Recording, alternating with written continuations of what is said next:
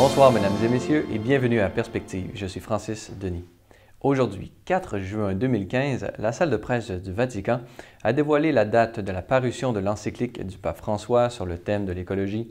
C'est donc finalement le 18 juin prochain que sera publiée la très attendue encyclique dont le cardinal Turkson, président du Conseil pontifical Justice et Paix, avait mentionné dans un discours en Irlande que ce texte montrera le rôle bénéfique de la foi catholique dans la résolution de problèmes tels que les régulations, les politiques et les orientations nécessaires pour faire face à la pauvreté et au changement climatique, et qui peuvent rester sans effet si elles ne sont pas accompagnées d'une conversion morale et de changement du cœur. Au Canada maintenant, hier se tenait la cérémonie de clôture de la très douloureuse, mais non moins importante, commission Vérité et Réconciliation. Cette commission avait en effet pour but de faire la lumière sur le triste chapitre de notre histoire canadienne que furent les politiques d'assimilation des populations autochtones et surtout par l'institution de pensionnats où des milliers d'enfants furent coupés de tout lien avec leur famille et ont subi toutes sortes d'abus. Cette commission avait pour but de consulter les victimes elles-mêmes afin de reconnaître et d'inclure ces événements à notre histoire collective pour qu'une telle tragédie ne se reproduise jamais. La commission Vérité et Réconciliation avait également pour objectif de lever les préjugés contre les populations autochtones en brisant le silence pour ainsi ouvrir la porte à la réconciliation.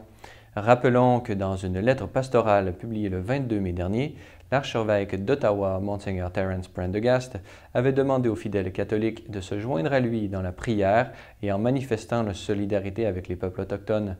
Il avait également affirmé, et je cite, « à demander pardon aux Premières Nations pour les blessures que l'Église leur a fait subir à quelques reprises au cours de leur histoire. » Vous pouvez vous renseigner davantage sur la commission en consultant le site officiel à l'adresse qui apparaît à l'écran, ainsi qu'en consultant le site de la Conférence des évêques catholiques du Canada. Au Québec maintenant, l'été arrive à grands pas et avec lui la parution de l'édition estivale du magazine Le Verbe. Vous trouverez dans ce numéro consacré spécialement à la musique plusieurs articles fort intéressants, dont un sur la soprano de renommée internationale Marie-Josée Laure, un photoreportage sur les chorales de Québec, ainsi qu'un entretien avec le philosophe et professeur à l'Université Laval, Thomas de Coninck. Vous pouvez vous abonner au magazine en consultant le site Internet ou en composant le numéro qui apparaît à l'écran. En terminant, ne manquez pas ce soir à 19 h la messe de la Fête Dieu à la cathédrale Marie-Reine du Monde de Montréal, présidée par Monseigneur Christian Lépine, suivie de la traditionnelle procession se terminant à la basilique Saint-Patrick. L'année dernière, l'édition au trajet revisité avait attiré plusieurs milliers de fidèles venus manifester leur foi dans les rues éclairées du centre-ville de Montréal, avant de recevoir la bénédiction solennelle. Un événement à ne pas manquer.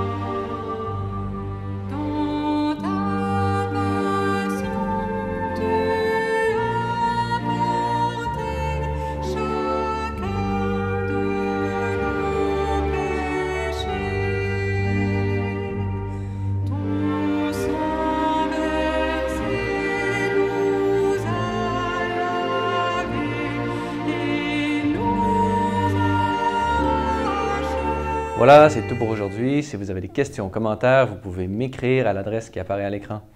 Merci d'avoir été des nôtres. À la prochaine.